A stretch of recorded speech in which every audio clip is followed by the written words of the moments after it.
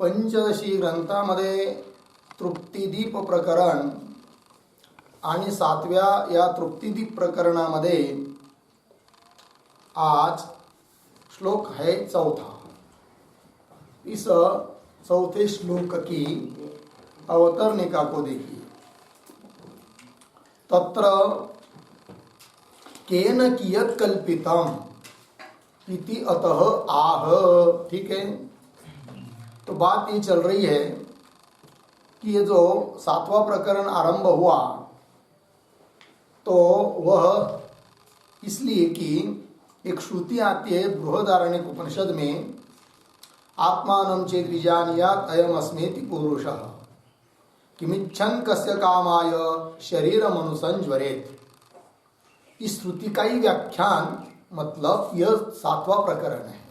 ठीक, अब इस श्रुति के अभिप्राय को कहने वाला ये प्रकरण है। इससे क्या होगा तो जीवन मुक्ति की जो जीवन मुक्त पुरुष की जो तृप्ति है, आनंद है, वह स्पष्ट हो जाएगा। ये बात कही थी। फिर इस श्रुति के एक एक पद का व्याख्यान करना है। तो सबसे पहले पुरुष शब्द का क्या अर्थ है वो बताना चाहते हैं ग्रंथकार, किंतु पुरुष शब्द का व्याख्यान करने के लिए उपोद्घात रूप से सृष्टि बताई। तो सृष्टि बताने के लिए पहले जीव और ईश्वर बताए। तो माया आभास के द्वारा, आभास के माध्यम से जीव और ईश्वर को बनाती है, अर्थात कार्य हो गए। जीव और ईश्वर उपाधि को लेकर कार्य हुए, और जो कार्य होता है वह अनित्य होता है, मिथ्या होता है। अतः जीव और ईश्वर दोनों भी क्या है, कल्पित ही है। अब उन जीव और ईश्वर के द्वारा बाकी का सब प्रपंच कल्पित हुआ है, रचित हुआ है। तब प्रश्न आया कि तत्र केन कियत् कल्पितम्। तत्र, तत्र शब्द करते हैं जीवेशयोः मध्ये, जीव और ईश्वर इन दोनों के बीच में केन कियत् कल्पितम्, किसने कितना बनाया सृष्टि को, उस बात को अब कह रहे श्लोक नंबर 4 के माध्यम से। तो श्लोक को पढ़ेंगे। ईक्षणादि प्रवेशांता सृष्टिरीशेन कल्पिता जाग्रदादि विमोक्षान्तः संसारो जीवकल्पितः ईक्षणादि प्रवेशान्ता सृष्टिरीशेन कल्पिता जाग्रदादि विमोक्षान्ता संसारो जीवकल्पितः। ईक्षणादि प्रवेशान्ता सृष्टि ईशेन कल्पिता जाग्रदादि विमोक्षान्तः संसारः जीवकल्पितः। ठीक, अन्वय सरल है। तो कह रहे कि ईश्वर के द्वारा कल्पित सृष्टि कौन है, कहाँ से कहाँ तक है, तो इसको पूर्वार्ध में बताया। और जीव के द्वारा कल्पित सृष्टि कहाँ से कहाँ तक है, इस बात को इसी श्लोक के उत्तरार्ध में कह रहे हैं। तो देखिए, ईक्षणादि प्रवेशांता, सबसे पहले परमात्मा ने सृष्टि उत्पन्न करने के पहले ईक्षण किया, आलोचन किया, चिंतन किया, कैसा कैसा क्या कर रहा है, ईक्षण।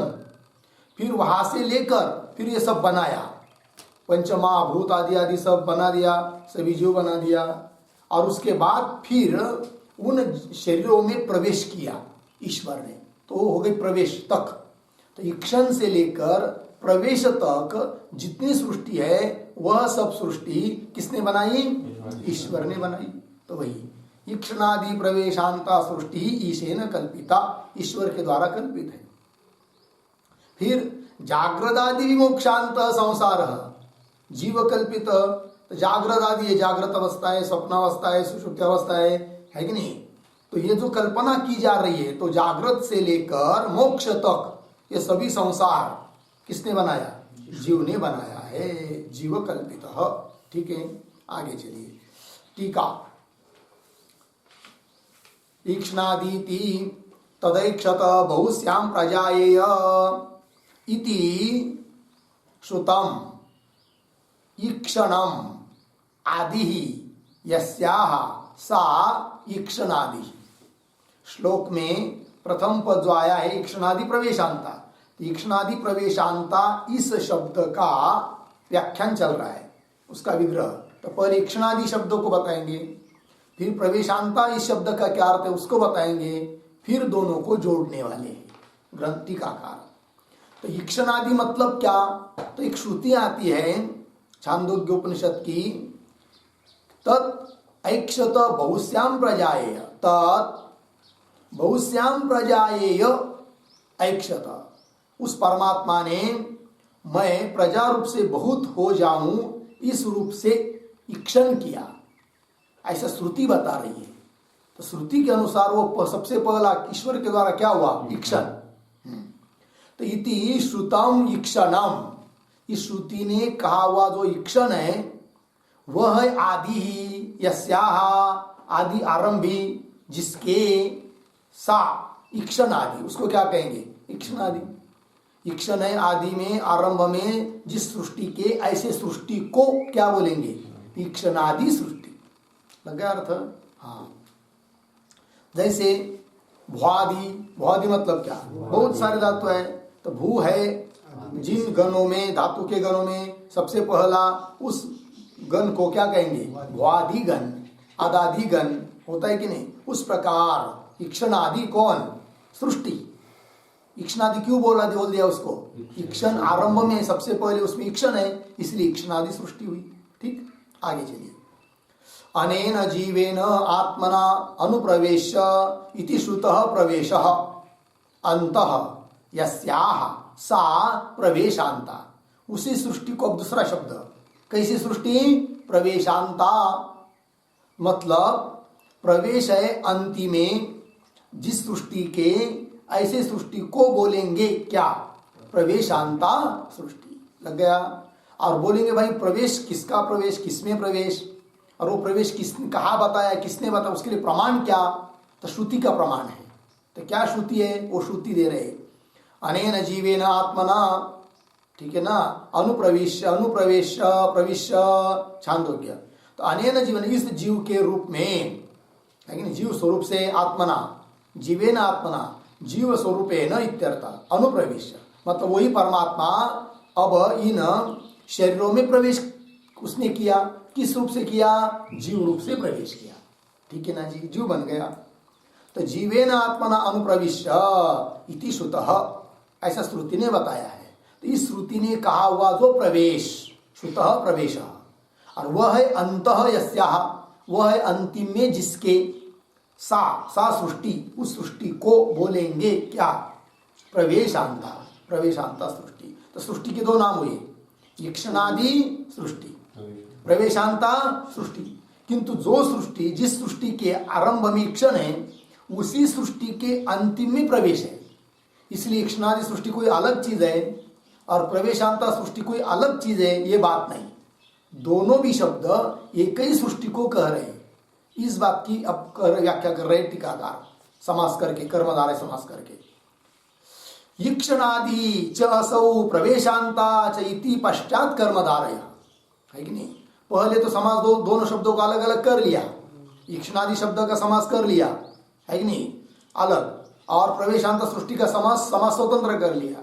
फिर उसके बाद दोनों का समास मिलकर, दोनों को मिलकर एक नया समास, कौन सा? कर्मधारय। ठीक है ना जी?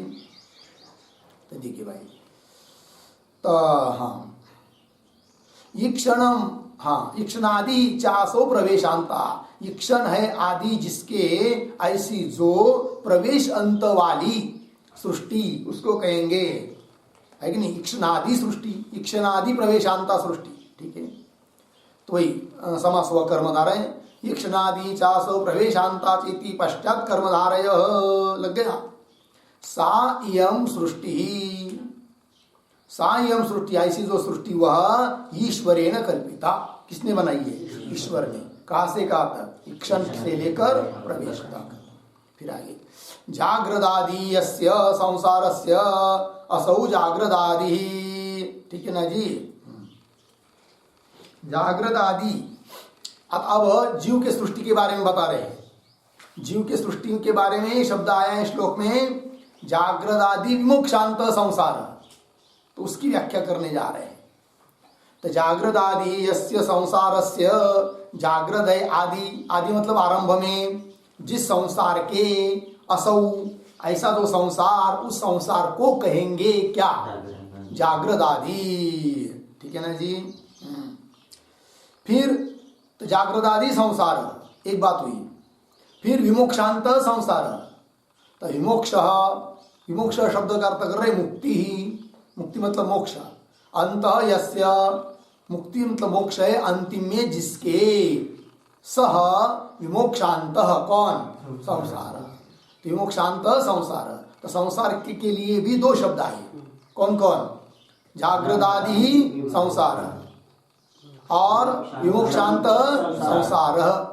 ऐसा जो संसार उसको कहेंगे क्या, जागृत आदि विमोक्षांत संसार, जीवेन कल्पित, जीव के द्वारा वो कल्पित है। ठीक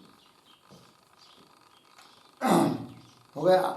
तद अभिमानित्वा जीव से, बोले कि भाई वो जीव के द्वारा कल्पित, ऐसा क्यों कर रहे, इसलिए कि उसका अभिमान जीव करता है, इसलिए वो जीव का संसार है। ये जागृत है, ये स्वप्न है, सुषुप्ति है, ऐसा अभिमान जीव करता है कि ईश्वर करता है, जीव करता है। मैं बंधन में हूँ, अब मैं, मुझे मोक्ष करना, प्राप्त करना है, मैं ये करना है, ये सब अभिमान जिस चीज का अभिमान धारण कर रहा है जीव, वो सृष्टि किसने कल्पना की है, जीव के द्वारा, ऐसा अर्थ हुआ। तद अभिमानित्वा जीव से इत्यर्थ, ठीक है। ते जागृदादय इत्थम श्रूयन्ते, ठीक है। अब वो जागृत आदिक जो प्रपंच है वो श्रुति भी बताती है उसको, तो कैसी बता रही है, तो आगे दे रही, इत्थम श्रूयन्ते, श्रुति कर रही है। स एष माया परिमोहितात्मा शरीरमास्ताय करोति सर्वं स्त्रियन्नपानादि विचित्र भोगैः स एव जाग्रत परितृप्तिमेति, है कि नहीं। दो तीन श्लोक है वो, ठीक है। तो एक एक को देखिए। स एष, स एष, स एष से मतलब क्या लेंगे, जीव, स एष मतलब जीव। माया परिमोहित आत्मा, माया के द्वारा जो परिमोहित हो चुका है, परिमोहित हुआ है आत्मा स्वरूप जिसका, है कि नहीं, ऐसा जीव। शरीरम आस्ताय, आस्ताय शब्द करते धृत्वा, शरीरम धृत्वा, शरीर को धारण करके, करोति सर्वम, सर्वम करोति, सब कुछ कर्म आदि वो करता है। क्या क्या करता है, तो स्त्रियन्न पान आदि विचित्र हो गई, अच्छा, स्त्रियन्न पान आदि विचित्र हो गई, सएव जागृत परितृप्ति में थी। देखिए भाई, सएव परितृप्ति में थी, वही जीव तृप्ति को प्राप्त होता है। किससे, भोगई ही, कौन से भोग, स्त्री अन्न पान आदि विचित्र भोग गई। स्त्री अन्न पान, खाना पीना, शब्द स्पर्श रूप रस गंध, ये सब स्त्री अन्न पान आदि विचित्र भोगों के द्वारा सएव जीव जागृत, जागृत अवस्था में परितृप्तिम येति, परितृप्त होता है। तो ये जीव के बारे में बता रहे हैं। और स्वप्न भी जीव का ही है, सुषुप्ति भी जीव की है, ये सब बता रहे आगे भी। स्वप्ने पि जीव सुख दुख भोक्ता स्वमायया कल्पित विश्वलोके, ठीक है। क्या कह रहे हैं, स्वप्ने अपि जीव, स्वप्नावस्था में भी वही जीव स्वमायया कल्पित, अपने ही माया के द्वारा कल्पित, विश्वलोके, विश्व शब्द का अर्थ होता है सर्व, सर्वलोके सुख दुख भोक्ता, स्वप्न में, स्वप्न में जीव अपनी ही माया के द्वारा, अज्ञान के द्वारा समस्त स्वप्न प्रपंच को बनाता है, वो विश्वलोक हुआ स्वप्न प्रपंच। और उस स्वप्न प्रपंच में सुख दुख भोक्ता, सुख और दुख का भोग करता है वो कौन, जीव। अर्थात स्वप्नावस्था भी किसकी हुई, जीव की ही हुई, वही दिया।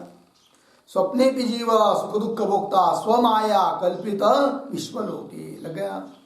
आगे, सुषुप्ति काले सकले विलीने तमो विभूत सुखरूपमेति, ठीक है ना। अब सुषुप्ति काल में, निद्रा काल में सकले विलीने, समस्त प्रपंच का विलय हो जाने पर तमः अभिभूत, तम कहते अज्ञान को, अभिभूत मतलब आवृत्त, उस अज्ञान से आवृत्त हुआ जीव सुख रूपमेति, उसको सुख की अनुभूति होती है। कहा? सुषुप्ति अवस्था में। ठीक है। फिर आगे पुनश्च, तो ये हुआ सुषुप्ति में। सुषुप्ति में सुख की अनुभूति उसको हो रही है, तो अर्थात सुषुप्ति भी किसकी हुई? जीव की ही हुई, ये कह दिया। पुनश्च जन्मांतर कर्म योगात् स एव जीव स्वपीति प्रबुद्ध पूरत्रये क्रीडति यश्च जीव जीव तत तु जातम सकलम विचित्रम। देखिए, पुनः च जन्मांतर कर्म योगात्, अन्य बहुत सारे पीछे के जन्मों के जो कर्म, उस कर्मों के निमित्त से सएव जीव, वही जीव, क्या जी? स्वपीति प्रबुद्ध। स्वपीति मतलब स्वप्नावस्था को प्राप्त होता है कि नहीं? फिर प्रबुद्ध जागृत को भी प्राप्त होता है। ठीक है ना? कर्म के निमित्त से मतलब क्या? जब दिन भर हम लोग कुछ न कुछ करते रहते, इसका मतलब हमारा पूर्व का कोई जन्म कर्म फल देने के लिए सन्मुख है, इसलिए जागृत अवस्था है। और जब हम लोगों का पूर्व जन्मों का जो कर्म हमने बना के रखा है, वह जब फल देने के लिए विमुख हो जाता है, तब वही जीव सुषुप्ति अवस्था में चला जाता है। ठीक है। फिर पुनः स्वप्न में आता है, फिर पुनः जब वो कर्म फल देने के लिए सन्मुख हो जाता है, तब पुनः जागृत में आता है। तो जागृत में अभी है, जागृत से स्वप्न में जाता है, स्वप्न में सुषुप्ति, सुषुप्ति से पुनः स्वप्न, पुनः जागृत, ऐसा बताया जाता है। मतलब इन दो अवस्थाओं के बीच में एक अवस्था आती है स्वप्नावस्था, जो प्रतिदिन आती है कि नहीं? और हम लोग जो विचित्र रूप से प्रपंच को देखते हैं स्वप्न में, वो भी स्वप्नावस्था ही है। ठीक है ना जी? तो कहने का तात्पर्य, जीव का कर्म फल देने के लिए विमुख होने पर अवस्था आती है, कौन सी? सुषुप्ति अवस्था। और जब पुनः कर्म फल देने के लिए सन्मुख हो जाता है, तो पुनः अन्य अवस्था आ जाती है, स्वप्न या जागृत। वही देखिए, पुनश्च जन्मांतर कर्म योगात् स एव जीव स्वपीति प्रबुद्ध। ठीक है। स्वपीति, स्वपीति मतलब स्वप्न में चला जाता है या सुषुप्ति में चला जाता है। फिर उसके बाद पुनः कर्म सन्मुख होता है, तो प्रबुद्ध पूरत्रये क्रीडति, जगकर जागृत अवस्था में आकर पूरत्रये क्रीडति यश्च जीव, यह जीव पूरत्रये क्रीडति, पुनः जो जीव जागृत अवस्था में है कि नहीं, पूरत्रये क्रीडति, तीनों पूर्वों में रहता है। पूरत्रय, पूरत्रय मतलब क्या जी? शरीर अवस्था है कि नहीं जी? जागृत, स्वप्न, सुषुप्ति, इस प्रकार की अवस्था। और स्थूल शरीर, सूक्ष्म शरीर, कारण शरीर, ये पूरत्रय। यश्च जीव पूरत्रये क्रीडति ततः तु जातम सकलम विचित्रम, ततः तु सकलम विचित्रम जातम, है कि नहीं? विचित्र मतलब मनोमय जगत, सब विचित्र जातम उत्पन्न होता है, किससे? जीव से। तो चलिए, तो जागृत स्वप्न सुषुप्त्यादि प्रपंचम यत् प्रकाशते तद ब्रह्म अहम इति ज्ञात्वा सर्वबंधैः प्रमुच्यते इति। फिर विमोक्ष बताया कि नहीं अंतिम में? तो जीव की सृष्टि बताई अभी तक, जागृत आदि ये सब जीव की सृष्टि है। फिर विमोक्षांत, मोक्ष तक ये जीव की सृष्टि है। तो वह विमोक्षांत इसके बारे में कह रहे, जागृत स्वप्न सुषुप्त्यादि प्रपंचम यत् प्रकाशते, जागृत प्रपंच, स्वप्न प्रपंच और सुषुप्तिकालीन प्रपंच, इन सभी प्रपंचों का प्रकाशन जिससे होता है, यत् प्रकाशते तद ब्रह्म, उन प्रकाशन करने वाला जो तत्व है वही ब्रह्म है, और वही ब्रह्म ही मैं। तद ब्रह्म अहम इति ज्ञात्वा, ऐसा जानकर सर्वबंधैः प्रमुच्यते, सर्वबंधनों से छूट जाता है। कौन? जीव। ये सृष्टि हो गई का किसकी? जीव की। तो दोनों की सृष्टि बताई, ईश्वर की भी, जीव की भी। ईक्षण से लेकर प्रवेश तक सृष्टि ईश्वर रचित है, और जागृत आदि से लेकर मोक्ष तक की सृष्टि जीव द्वारा कल्पित है। जागृत आदि विमोक्षांत संसार जीव कल्पित, कहा है कि नहीं, ये सब बताया। अब आगे चलिए। एवं पुरुष शब्दार्थावबोधोपयोगिनी सृष्टिम अभिधाय इदानीम पुरुष शब्दार्थम आह।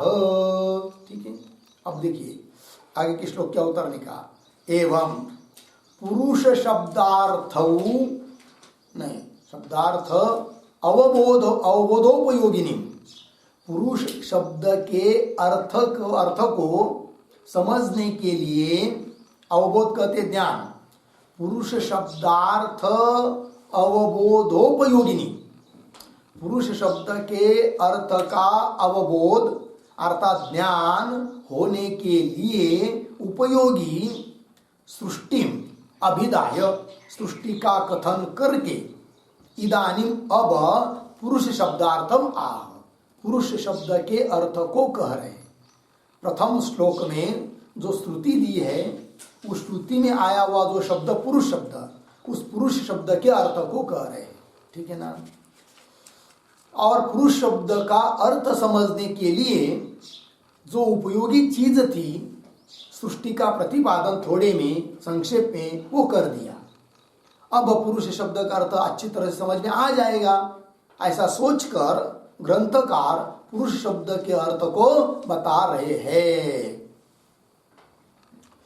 भ्रमादिष्टान भूतात्मा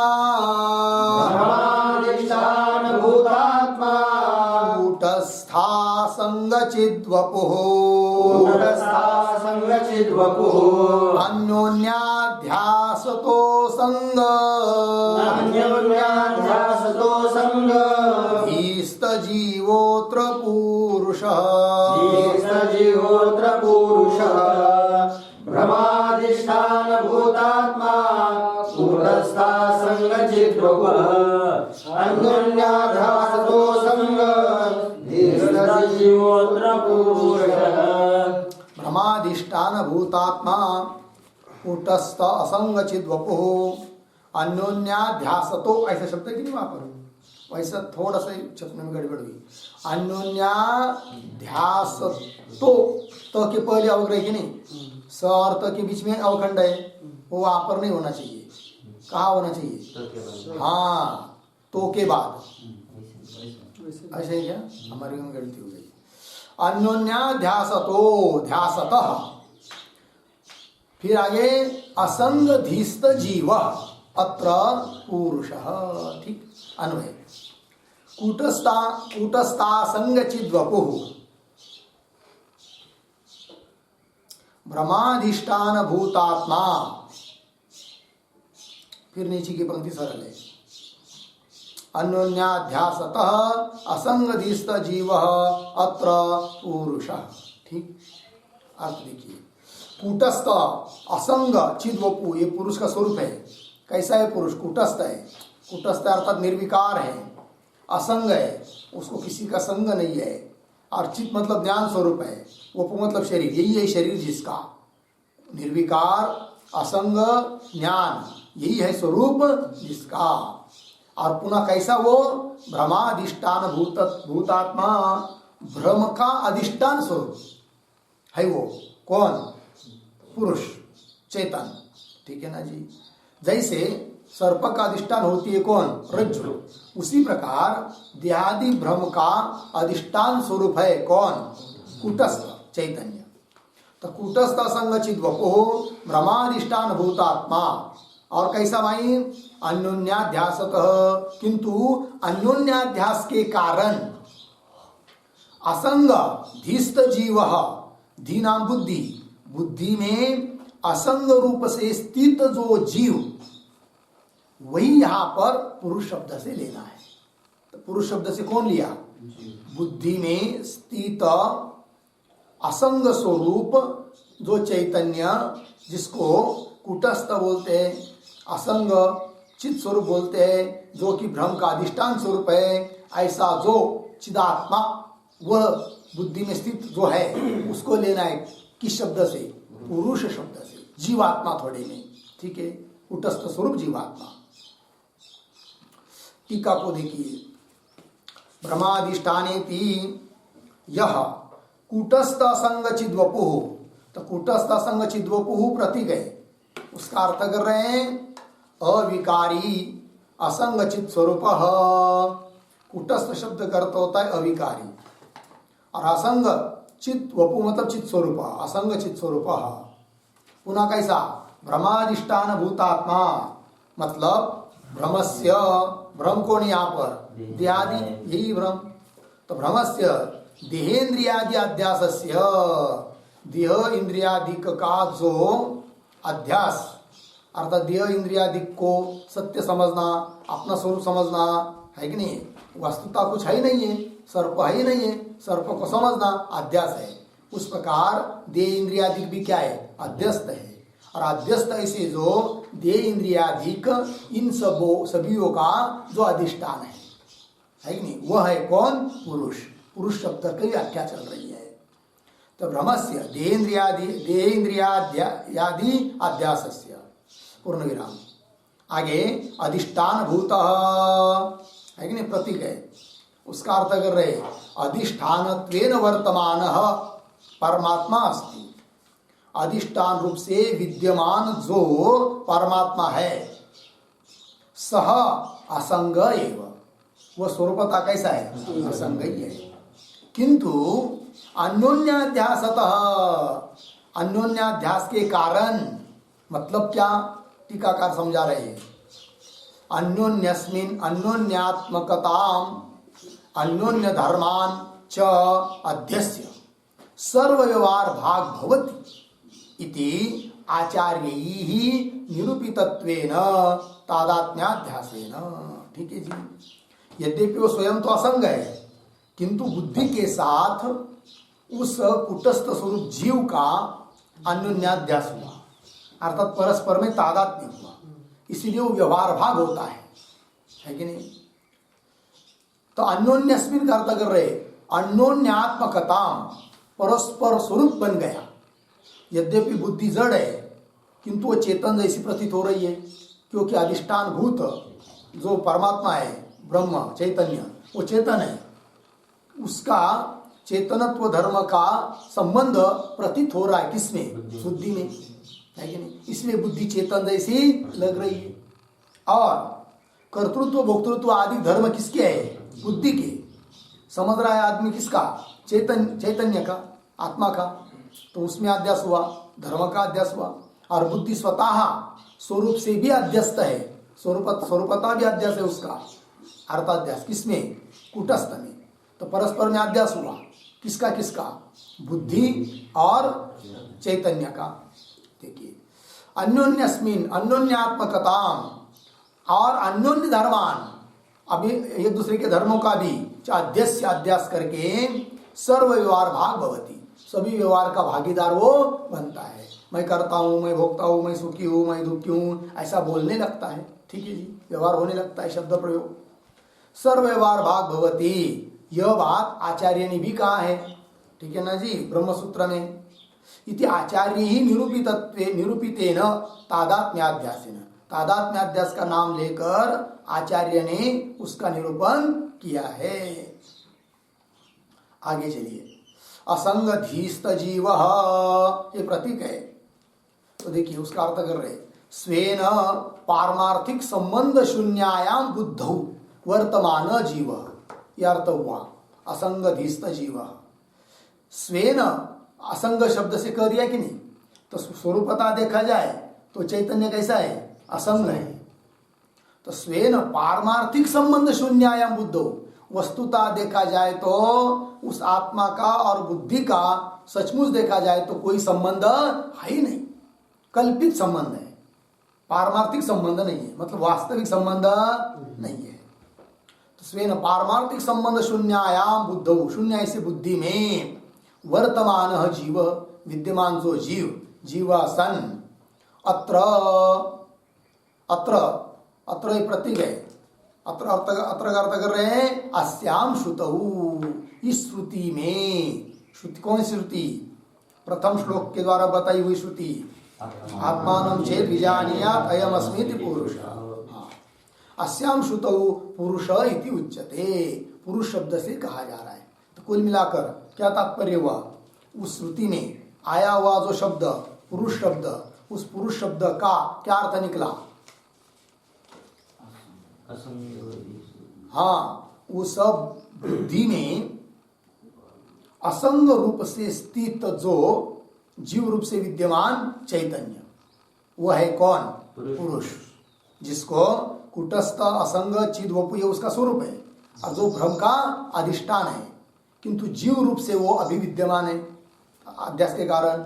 अन्योन्याध्यासतः असंगधिस्थ पुरुष, असंगधिस्थ जीव अत्र पुरुष, अन्योन्याध्यास के कारण वो जीव भाव को प्राप्त हो चुका है, यह वही पुरुष है। बुद्धौ वर्तमान जीव सन अत्र अस्याम श्रुतो पुरुष इति उच्यते। लग गया जी? स वा अयम पुरुष, श्रुति बता रहे उसके लिए, स वा अयम पुरुष सर्वासु पुरुषु पुरीशयः, बृहदारण्यक उपनिषद। स वा अयम पुरुष, वही यह पुरुष, सर्वासु पुरुषु सभी पूर्वों में, अर्थात सभी शरीरों में, सभी शरीर रूपी पूर्वों में, पुरीशय, पुरीशय शब्द का अर्थ होता है पूर्ण, है कि नहीं? सभी पूर्वों में वो पूर्ण है, अर्थात सभी शरीरों में, स्थूल शरीर, सूक्ष्म शरीर, कारण शरीर, उनका सभी शरीरों में है, पूर्ण रूप से विद्यमान है पुरुषय। इति श्रुत्या, इस श्रुति के द्वारा पुरुष शब्द से व्युत्पादितत्वात्, पुरुष शब्द की व्युत्पत्ति बताई है कि नहीं? मतलब अर्थ बताया है। क्या बताया? कि सभी पूर्वों में रहता है, इसलिए उसको बोलते हैं पुरुष। सभी पूर्वों में रहता है मतलब कौन पूर्वों में? तीन शरीर रूप पूर्वों में रहता है, इसीलिए उस चैतन्य को बोलते हैं क्या? पुरुष। इति श्रुत्या पुरुष शब्द से व्युत्पादितत्वात्, पुरुषस्य एव च पुरुषत्वात्, और पुरुष ही पुरुष है, ठीक है ना? पुरुषस्य एव च पुरुषत्वात्, पुरुष एव पुरुष, पुरुष ही पुरुष है। एक पुरुष शब्द में रस्व पु है, उकार, और एक में दीर्घ है, किंतु दोनों शब्दों का अर्थ भिन्न भिन्न नहीं है। पुरुष ही पुरुष है, ठीक है ना? शास्त्र में जीव के लिए कहीं कहीं पर रस्व पुरुष शब्द आता है, पकारोत्तरवर्ती उकार रस्व देखने को मिलता है, और कहीं कहीं पर जीव के लिए ही पुरुष शब्द आता है, किंतु वहां पर पुरुष शब्द में जो पकारोत्तरवर्ती उकार वह दीर्घ दिखाई देता है, किंतु पुरुष हो चाहे पुरुष हो, दोनों का भी अर्थ यहाँ पर एक ही है, जीव ही है, इसलिए यहाँ पर कह दिया पुरुष एव पुरुष। ठीक है जी? चलिए आगे फिर। बुद्ध्यादि कल्पनाधिष्ठानम कूटस्थ चैतन्यम एव बुद्धौ प्रतिबिंबितत्वेन प्राप्त जीव भावम सत् पुरुष शब्देन उच्यते इति अभिप्राय। कुल मिलाकर टीकाकार अभिप्राय बता रहे हैं, तात्पर्य क्या निकला, अर्थात पुरुष शब्द का सब मिलकर क्या अर्थ निकल रहा है, उसका स्पष्टीकरण कर रहे टीकाकार। बुद्ध्यादि कल्पनाधिष्ठानम, बुद्ध्यादि कल्पना का जो अधिष्ठान है, मतलब बुद्धि, स्थूल देह, सूक्ष्म देह, कारण देह, इन सभी का जो अधिष्ठान है, ठीक? बुद्ध्यादि कल्पनाधिष्ठान और कूटस्थ अधिष्ठान, ऐसा जो कूटस्थ चैतन्य, तो कूटस्थ चैतन्यम एवं, वो कूटस्थ चैतन्य ही जो कि बुद्ध्यादि कल्पना का अधिष्ठान है, ऐसा जो कूटस्थ चैतन्य वही बुद्धौ प्रतिबिंबितत्वेन, बुद्धि में उसका क्या पड़ा है? प्रतिबिंब पड़ा है।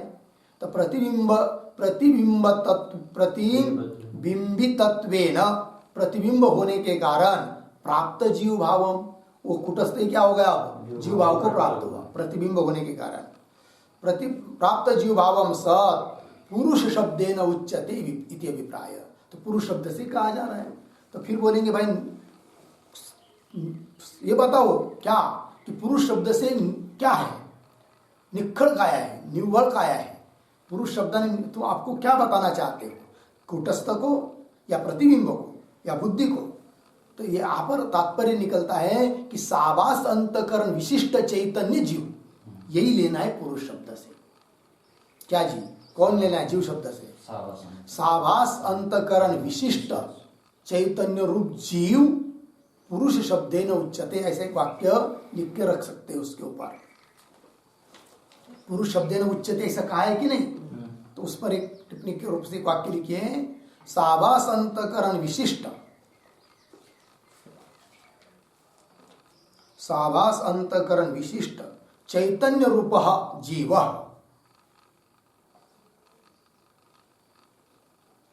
चैतन्य रूप जीव पुरुष शब्देन उच्यते।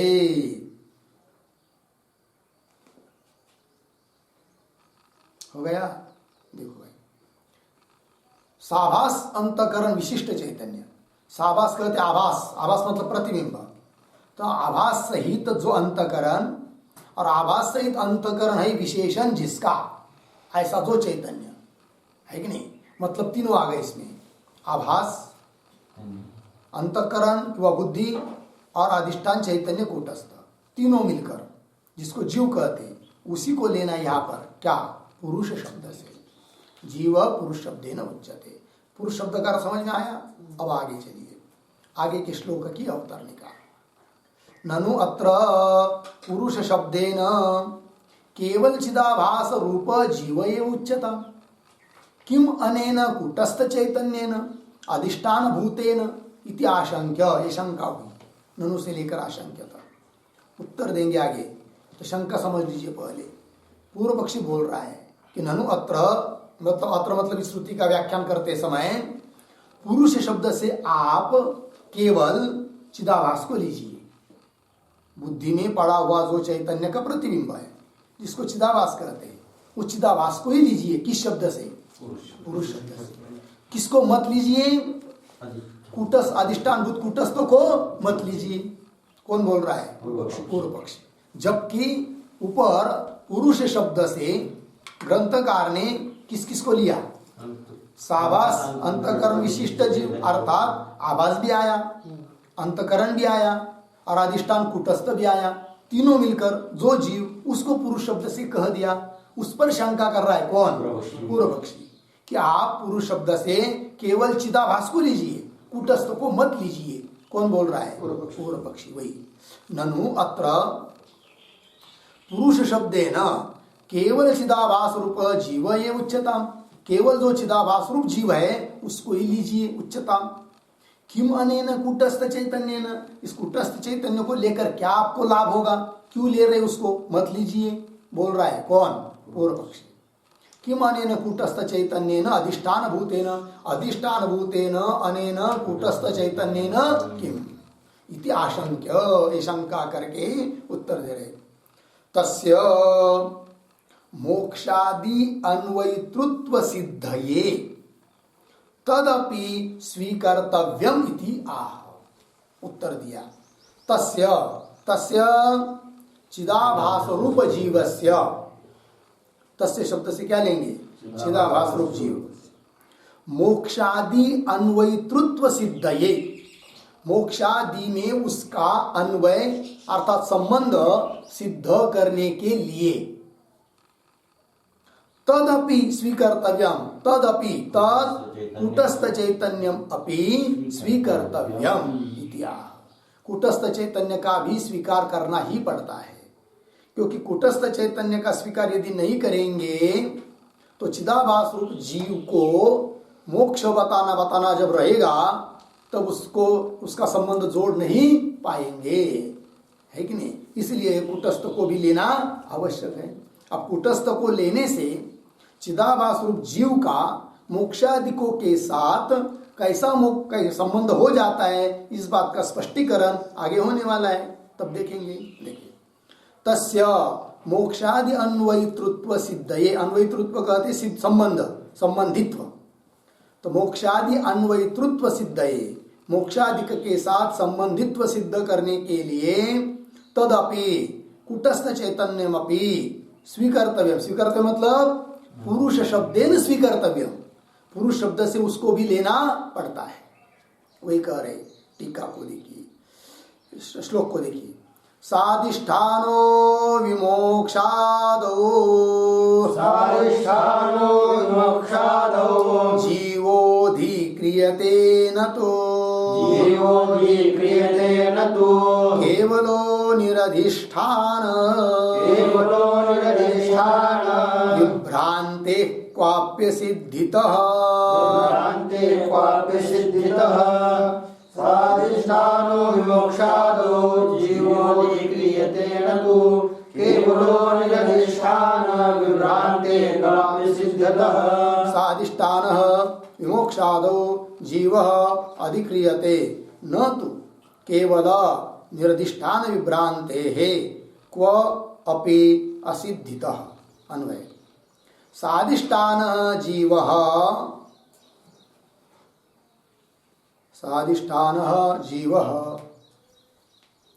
विमोक्षादौ अधिक्रियते न तु केवलः क्व अपि निरधिष्ठान विभ्रान्तेः असिद्धितः। निरधिष्ठान विभ्रान्तेः असिद्धितः। ठीक है, अर्थ को देखिए। साधिष्ठान जीव, अधिष्ठान सहित जीव, मतलब कुटस्थ सहित जीव, कुटस्थ अधिष्ठान है। तो साधिष्ठान जीव विमोक्षादो मोक्ष इत्यादि में अधिक्रियते अधिकृत होता है, अधिकारी होता है। ठीक है ना जी।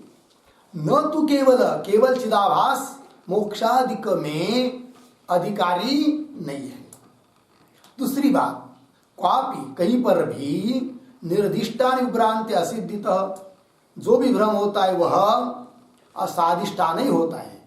निरधिष्ठान भ्रम कहीं भी नहीं होता है। तो अंतःकरण और चिदाभास से तो भ्रम रूप है, उसके लिए तो कोई अधिष्ठान चाहिए, क्योंकि अधिष्ठान के बिना भ्रम हो नहीं सकता। रज्जु चाहे कोई चीज पड़ी रहेगी तभी तो सर्प का भान होगा, अन्यथा नहीं होगा। उस प्रकार यहाँ पर भी कुटस्थ को नहीं लेंगे तो अंतःकरण और चिदाभास से तो अध्यस्त है, उसकी सिद्धि ही नहीं होगी। उसकी सिद्धि के लिए कुटस्थ का ग्रहण करना भी आवश्यक है। वही कह रहे निरधिष्ठान विभ्रांते है असिद्धितः क्वापि, कहीं पर भी निरधिष्ठान अधिष्ठान से रहित भ्रांति होती ही नहीं है, असिद्धि है। इसलिए कुटस्थ को लेना आवश्यक है। टीका को देखिए। साधिष्ठान इति, साधिष्ठान प्रतीक है, उसका अर्थ कर रहे हैं अधिष्ठानेन कुटस्थ चैतन्येन सहित जीव। ये साधिष्ठान जीव का अर्थ कर दिया। अधिष्ठान जो कुटस्थ चैतन्य उसके सहित जीव, जीव मतलब चिदाभास, तो कुटस्थ सहित चिदाभास। विमोक्षादो प्रतीक है, उसका अर्थ कर रहे हैं मोक्ष मार्गादि साधनानुष्ठाने। मोक्ष मार्ग के लिए साधन जो श्रवण मनन निधिध्यासन आदि है उनके अनुष्ठान में अधिक्रियते, अधिक्रियते का अर्थ कर रहे हैं अधिकारी भवति, अधिकारी होता है। कौन? जीव अधिकारी होता है। कैसा जीव? अधिष्ठान सहित जीव अधिकारी होता है। किसमें? मोक्ष के साधन में अधिकारी होता है, केवल चिदाभास नहीं। अधिक्रियते अधिकारी भवति न केवल चिदाभास कुत इति अतः। केवल चिदाभास क्यों अधिकारी नहीं होता है? मोक्ष का साधन के अनुष्ठान करने में अधिकारी क्यों नहीं होता है केवल चिदाभास? उत्तर दे रहे चिदाभास की सिद्धि नहीं होगी यदि कुटस्थों को नहीं मानेंगे तो। वही कह रहे अधिष्ठान रहितस्य आरोप्यस्य लोके अदृष्टत्वात् इति। अधिष्ठान रहितस्य आरोप्यस्य, अधिष्ठान रहित आरोप्य, आरोप्य मतलब आरोपित वस्तु, लोक में अदृष्टत्वात् कहीं पर भी देखने को मिलती नहीं। जो भी भ्रम होगा उसके लिए जरूर कोई न कोई अधिष्ठान रहता ही है। अधिष्ठान के बिना भ्रम होता ही नहीं। तो जीव रूप से प्रतीत हो रहा है जीव हम लोगों को, अंतःकरण, कर्तृत्व, भोक्तृत्व, चिदाभास, ये सब अध्यस्त है। और अध्यस्त की सिद्धि अधिष्ठान के बिना होती नहीं है, इसलिए कुटस्थ को भी ग्रहण करना आवश्यक है। तो फिर कुल मिलाकर पुरुष शब्द से कौन किसका ग्रहण करेंगे? साभास अंतकरण विशिष्ट चैतन्य अर्थात कूटस्थ अंतकरण चिदाभास, तीनों मिलकर जो जीव बोला जाता है उसको लेंगे पुरुष शब्द से। चलिए आगे, इदानीम आगे के श्लोक क्या उतरने का। इदानीम साधिष्ठानस्य तस्य संसारादि अन्वयितृत्वम श्लोकद्वयेन विभज्य दर्शयति। ठीक है, अब ग्रंथकार कौन बात को कहने जा रहे हैं? इस बात को टीकाकार हम लोगों को समझा रहे हैं। इदानीम साधिष्ठानस्यैव तस्य, तस्य चिदाभासस्य, तस्य से क्या लेंगे? चिदाभास। साधिष्ठानस्यैव तस्य मतलब अधिष्ठान सहित ही वो जीव चिदाभासस्य संसारादि अन्वयितृत्व, संसारादि संसार के साथ अन्वयितृत्व मतलब संबंधित्व। चिदाभास का संबंध किसके साथ है? संसार के साथ। लेकिन कैसा? केवल चिदाभास का संबंध संसार के साथ हो सकता है क्या? नहीं। फिर कैसे चिदाभास का संबंध संसार के साथ होगा? अधिष्ठान चिदाभास का, साधिष्ठान चिदाभास का, अधिष्ठान सहित चिदाभास का संबंध है किसके साथ? संसार के साथ भी, फिर उसके विरुद्ध मोक्ष के साथ भी। संसारादि अन्वयितृत्वम श्लोकद्वयेन विभज्य दर्शयति। ठीक है, अधिष्ठानांश संयुक्त भ्रमांशमवलम्बते यदा तदाहं संसारी एवं जीवोऽभिमन्यते।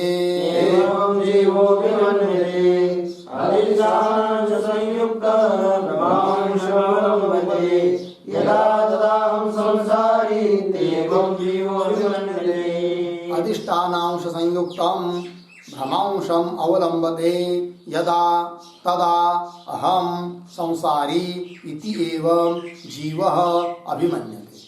अन्वय, जीवः यदा अधिष्ठानांश संयुक्तम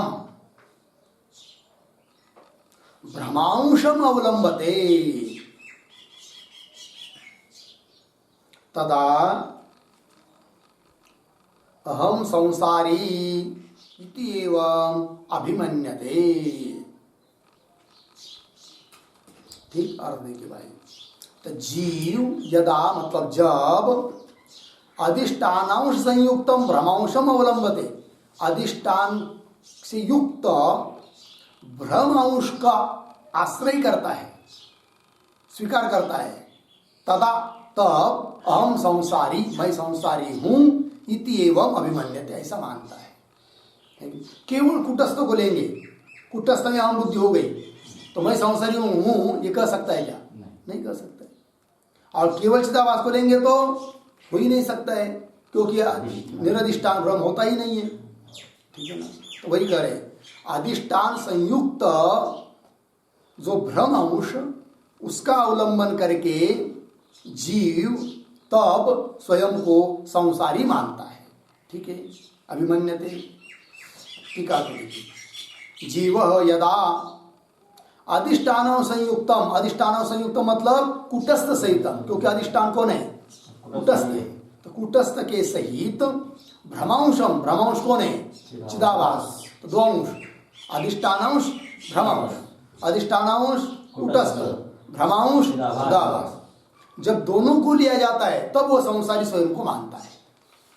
ठीक है, देखिए, यदा अधिष्ठानांश संयुक्तम मतलब कुटस्थ सहितम, भ्रमांश मतलब चिदाभासोपेतम शरीर द्वयम, चिदाभास से युक्त शरीर द्वय ये भ्रमांश है। अवलंबते, अवलंबते का अर्थ कर रहे हैं स्वस्वरूपत्वेन स्वीकरोति, अपना ही स्वरूप समझकर स्वीकार करता है। तदा तब अहम संसारी इति एवं अभिमन्यते, तब मैं संसारी हूं ऐसा अभिमान धारण करता है। कौन? जीव। कब? अधिष्ठान सहित भ्रमांश का स्वीकार, सोच अपना स्वरूप समझकर स्वीकार करता है तब। केवल जीव जब अपना स्वरूप केवल कूटस्थों को समझेगा तब मैं संसारी हूं, जन्म मरणवान हूं, ऐसा कह पाएगा क्या? नहीं। अच्छा, कूटस्थों को छोड़ दीजिए, केवल शरीर द्वय, चिदाभास शरीर द्वय इतना ही लेंगे, तब भी क्या मैं संसारी हूं ये बुद्धि उत्पन्न नहीं होगी, क्योंकि ये जड़ है, जड़ में क्या बुद्धि उत्पन्न होगी? तो कूटस्थ का भी सहारा लेना पड़ता है। तो उधर कूटस्थ और इधर शरीर द्वय से चिदाभास, दोनों को मिलकर अपना स्वरूप, मेरा स्वरूप यह है, ऐसा जब जीव समझता है तब वो होता है क्या? संसारी। वही आगे क्या श्लोक देखिए, एक श्लोक, भ्रमांशस्य तिरस्कारात् अधिष्ठान प्रधानता यदा तदा चिदात्माहो असंगोऽस्मीति बुध्यते। भ्रमांशस्य तिरस्कारात् अधिष्ठान प्रधानता यदा तदा चिदात्माहम् असंगोऽस्मीति बुध्यते। भ्रमांशस्य तिरस्कारात् अधिष्ठान प्रधानता यदा तदा चिदात्मा अहम असंगः अस्मि इति बुध्यते। ठीक, अन्वय, यदा, ऊपर की पंक्ति, भ्रमांशस्य तिरस्कारात् अधिष्ठान प्रधानता, नीचे, तदा अहम चिदात्मा असंगः अस्मि इति बुध्यते।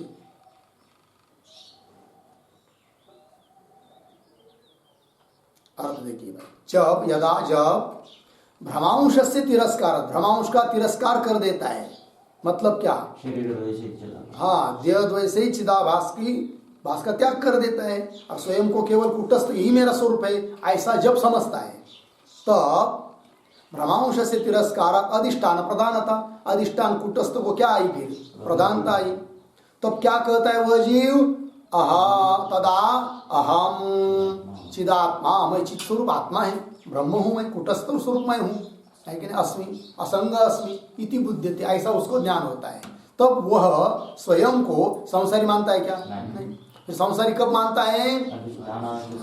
हाँ, अधिष्ठानांश सहित भ्रमांश को अपना स्वरूप समझता है तब संसारी, और भ्रमांश को छोड़कर केवल अधिष्ठानांश में ही बुद्धि जाती अहम रूप से, तब तो स्वयं क्या समझता है? असंग चिद रूप मैं हूं, कूटस्थ ब्रह्म मैं हूं, मेरा और संसार का कोई संबंध नहीं है। चलिए टीका, यदा पुनः भ्रमांशस्य, भ्रमांशस्य का अर्थ कर रहे हैं देहद्वय सहित चिदाभासस्य, देहद्वय से चिदाभास का तिरस्कारात्, तिरस्कार करता है, तिरस्कार करता है मतलब मिथ्यात्व ज्ञानेन अनादरणात्, मिथ्या समझकर उसका क्या करता है? अनादर करता है, उपेक्षा करता है।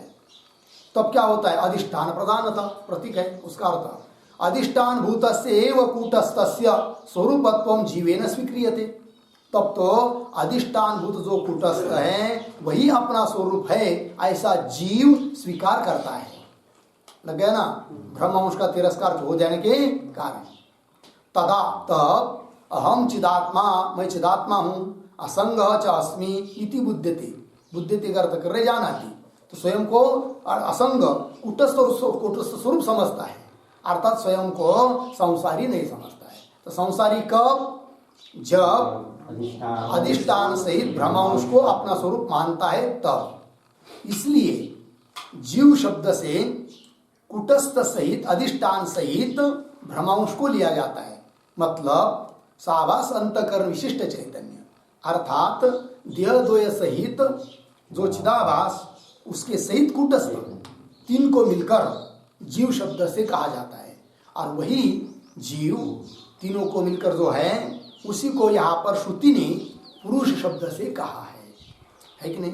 तो पुरुष शब्द से केवल अध्यस्त पदार्थों को नहीं ले सकते, केवल कूटस्थ को भी नहीं ले सकते, तो दोनों मिलकर लेना है, क्योंकि दोनों मिलकर ही स्वयं को वो संसारी समझता है। हो गया जी? तो पुरुष शब्द का स्पष्टीकरण हो गया। फिर इसके बाद आगे का चिंतन हम लोग कल करते हैं।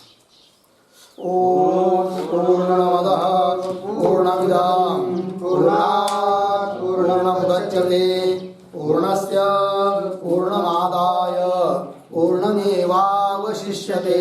ओम शांति शांति शांति।